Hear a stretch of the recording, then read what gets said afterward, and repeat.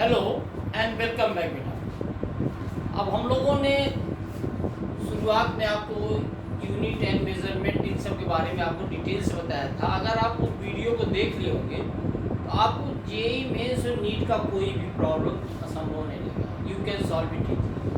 आज हम शुरुआत करने जा रहे हैं जिसका बहुत बड़ा पार्ट आता है आपके कॉम्पिटिटिव एग्जामिनेशंस में, मोशन स्टेटमेंट। क्या है मोशन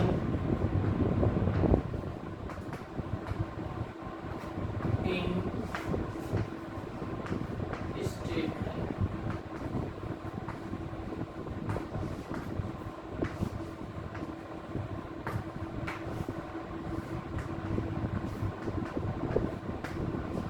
सबसे पहली चीज है, अगर आपने क्या वर्ड दिया मोशन, क्वेश्चन आता व्हाट इज मोशन। क्या आता है?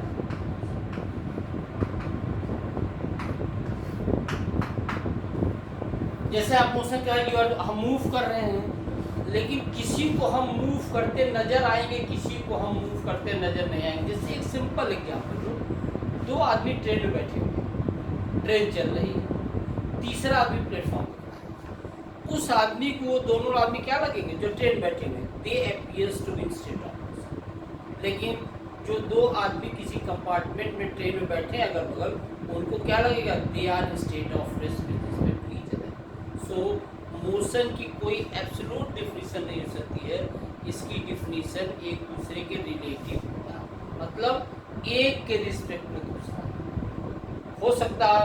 जैसे प्लेटफॉर्म पर खड़े वाले आदमी को ट्रेन में बैठा वाला आदमी मोशन में लगता है, लेकिन ट्रेन में बैठे आदमी को दूसरा ट्रेन में बैठा आदमी रेस्ट में लगता है। तो क्या है? ये सब रिलेटिव, एक रिस्पेक्ट में दूसरा आप देखते हैं। इसलिए मोशन क्या है? इसकी कोई एब्सोल्यूट डेफिनेशन नहीं दी जा सकती। इसका सिंपल डेफिनेशन है body is said to be, body is said to B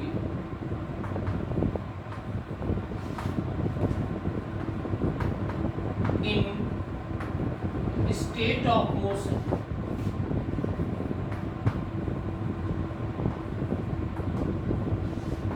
if its position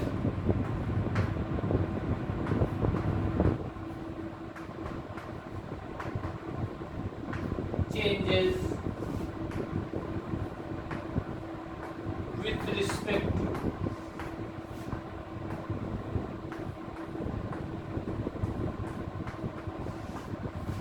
surrounding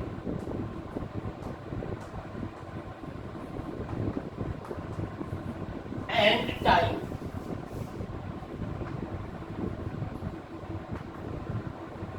क्या हमने कहा? अगर किसी बॉडी की पोजीशन उसके सराउंडिंग के रिस्पेक्ट में चेंज हो रही है, टाइम वेरी कर रहा था, आप हो सके। जैसे this is the green board, I am going away from the green board, means I am moving with respect to green. तो हमारा इनिशियल पॉइंट कहाँ है? हम किसके रिस्पेक्ट मूव कर रहे हैं? I am moving with respect to this. अगर ग्रीन बोर्ड भी हमारे साथ मूव करने लगा हमारी स्पीड से, तो आप क्या कहेंगे? Both are in state of rest because there is no change in relative position. अगर किसी बॉडी की रिलेटिव पोजीशन एक बॉडी की दूसरे रिस्पेक्ट में चेंज होती है, then it is said to be state of rest. याद रखिए, आगे हम आप पढ़ेंगे रिफरेंस फ्रेम। कोई कहेगा अरे भैया किसके रिस्पेक्ट में आप मूव कर रहे हैं? तो हम कहेंगे हमारा ये फ्रेम है, ये हमारा वाई एक्सिस है, हमारा एक्स एक्सिस, जेड एक्सिस है। इसके रिस्पेक्ट हम वहाँ उसके करीब खड़े थे तो हमारा ऑरिजिन पे खड़े थे। हम यहाँ आ गए, एक्स हमने 2 मीटर ट्रेवल किया, वाई 3 मीटर ट्रेवल किया, जेड 5 मीटर ट्रेवल किया। तो हम क्या कर रहे हैं? My position is changing with respect to the Cartesian coordinate के ऑरिजिन के रिस्पेक्ट, so it is said to be in state of motion. दूसरा, अगर आपने मोशन लिख दिया तो आप रेस्ट भी बोल सकते हैं। रेस्ट क्या होगा? Same definition but with minor change. क्या कहता है? A body is said to be in state of rest if its position and time do not change with respect to surrounding। मतलब इसका पोजीशन और टाइम वेरी न करे तो क्या है? रेस्ट। हमने क्या कहा? A body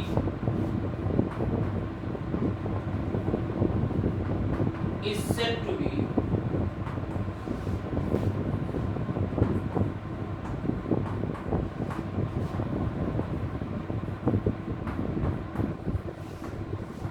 rest if its position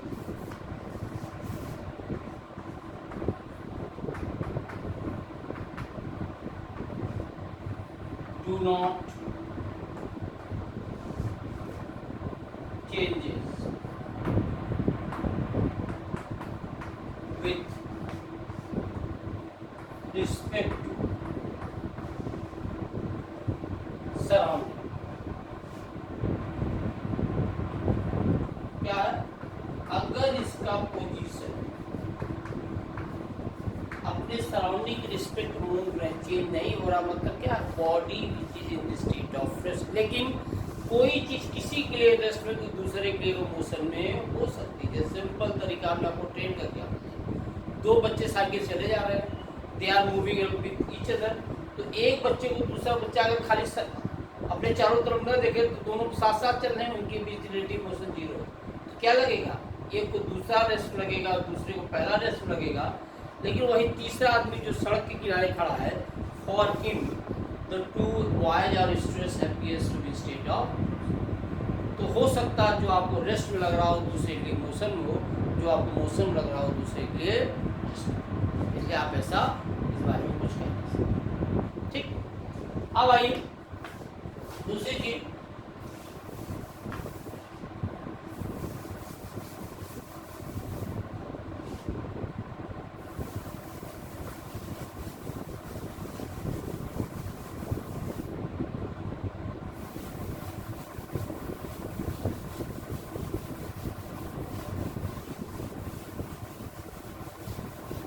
हाँ क्या आपने कहा, हमने कहा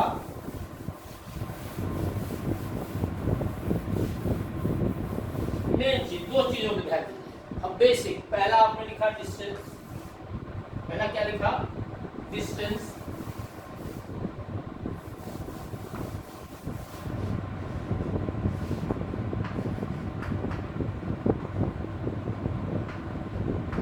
दूसरा क्या लिखा आपने, डिस्प्लेसमेंट। ये बेसिक डिफरेंस आपको मालूम है।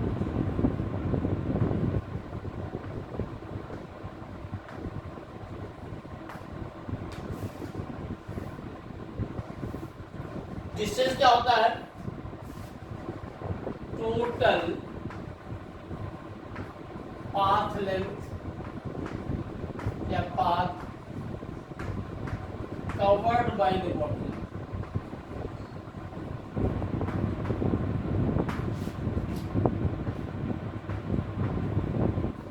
क्या बोले डिस्टेंस। लेकिन डिस्प्लेसमेंट क्या होगा, shortest distance, distance between initial and final। ठीक, जैसे सबसे एग्जाम्पल, आप ए से बी गए, कहाँ से गए, you move from A to B, कोई ऐसे गया, ऐसे गया, कोई आदमी ऐसे जा रहा है, लेकिन कोई क्या किया, तो जो इस पाथ से गया है उसका डिस्टेंस क्या है, ए वाला पाथ क्या है, ये बताता है कि इसने ये डिस्टेंस कवर किया। बी वाला path, it is the shortest distance between initial and final position, ये क्या है, डिस्प्लेसमेंट, और ये क्या है, ये भी डिस्टेंस। तो जो टोटल पाथ लेंथ होता है क्या होता है, डिस्टेंस, और जो shortest distance between initial and final position, here initial position is A and final position is B, इनके बीच में जो शॉर्टेस्ट डिस्टेंस होता है, it is said to be displacement, but the total path length covered by the body is said to be distance. ठीक, दूसरा,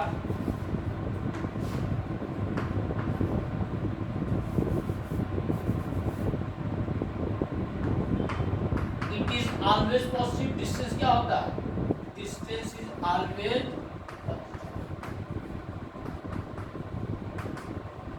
but displacement क्या होगा, जल्दी बोलिए, इट कैन बी नेगेटिव या it can B positive, negative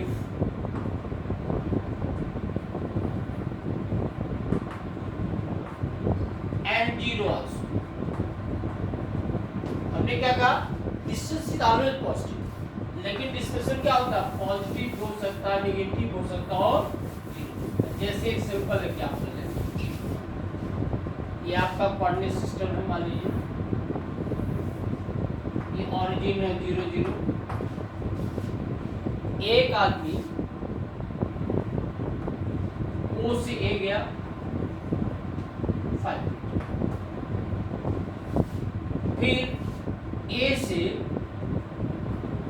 O आया 5 metre, फिर मान लीजिए ओ से ये चला गया बी, ये भी 5। What is total distance, total distance is O से ए गया 5 मीटर गया, फिर ओ 5 मीटर आया, फिर बी 5 मीटर गया, तो टोटल डिस्टेंस कितना होगा, आपने कहा डिस्टेंस इज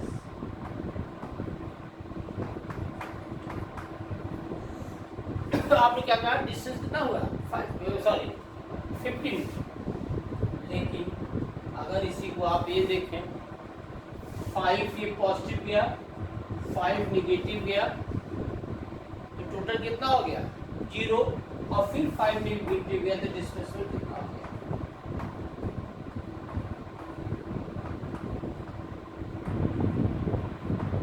-5। लेकिन अगर वही आदमी ओ से ए गया होता तो डिस्टेंस भी पॉजिटिव, ओ ए का क्या होगा, डिस्टेंस 5 मीटर, और ओ से ए में डिस्प्लेसमेंट भी +5 है, सो डिस्प्लेसमेंट इज आल्सो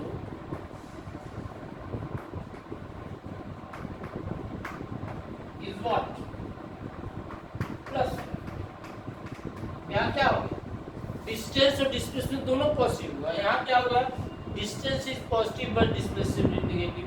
लेकिन वही अगर वो आदमी ओ से ए गया, फिर ए से ओ आ गया, then the total distance cover कितना हो गया, ओ से ए गया तो 5 मीटर गया, फिर 5 मीटर वापस आया, टोटल डिस्टेंस कितना हो गया, टोटल डिस्टेंस आपका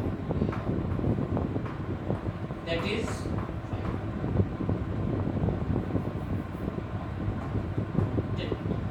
लेकिन ये +5 मीटर गया डिस्प्लेसमेंट, वापस आया -5, तो नेट डिस्प्लेसमेंट क्या हो गया,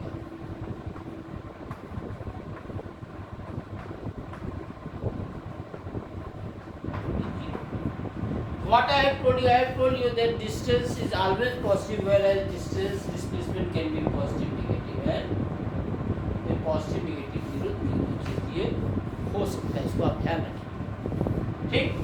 अब next point,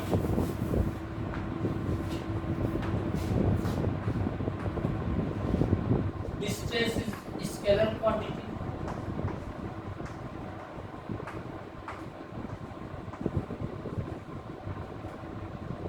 Scalar quantity, whereas displacement क्या है, it is vector quantity। ये सब चीजें आप छोटी कार पढ़े, कोई नहीं चीज। वेक्टर स्केलर क्या होता है, जब मोशन इन प्लेन हम पढ़ाएंगे उसमें आपको हम डिटेल बताएंगे what is scalar quantity and what is vector quantity. लेकिन बेसिक चीज आप क्या जानते हैं, आप जो जानते हैं those quantities which has magnitude and direction को आप वेक्टर बोलते हैं, and those quantities which has magnitude but no direction वो स्केलर बोलते हैं। ये सही भी है और पूरी तरह से और सही नहीं है, क्योंकि कुछ क्वांटिटी ऐसी होती है जिसका हम मैग्नीट्यूड भी शो करते हैं और डायरेक्शन भी शो करते हैं, क्यों वेक्टर नहीं होते, जैसे करंट। आप एक सिंपल तरीका होता है, एक करंट करीब कंडक्टर है, इसमें 5 एम्पियर का करंट जा रहा है, 5 ampere is the magnitude, arrow क्या बता रहा है, डायरेक्शन बता रहा है ना, तो यहाँ तो डायरेक्शन और मैग्नीट्यूड दोनों, लेकिन इसको हम वेक्टर नहीं बोलते हैं। क्यों नहीं बोलते हैं, we will discuss later. Confusion हो सकता है सर, आप करंट का तो डायरेक्शन भी है और मैग्नीट्यूड भी है, तब क्यों नहीं बोलते हैं, इन सब चीज़ों के बारे में आगे आपसे डिस्कस। दोनों की यूनिट सेम है, दोनों के ऐसा यूनिट क्या है, मीटर पर सेकेंड, इसकी भी मीटर पर सेकेंड। डायमेंशन आपको कहीं पढ़ा चुके हैं बहुत डिटेल में। डायमेंशन क्या होगा, m0 LT to the power minus, इसका वही हो गया, डायमेंशन क्या हो गया, m0 LT to the power क्या है, this is the distance and displacement. आपको ये बेसिक कॉन्सेप्ट दे रहा है डिस्टेंस और डिस्प्लेसमेंट का, इससे आप इसके बारे में हम और न्यूमेरिकल आपको आगे कराते हैं।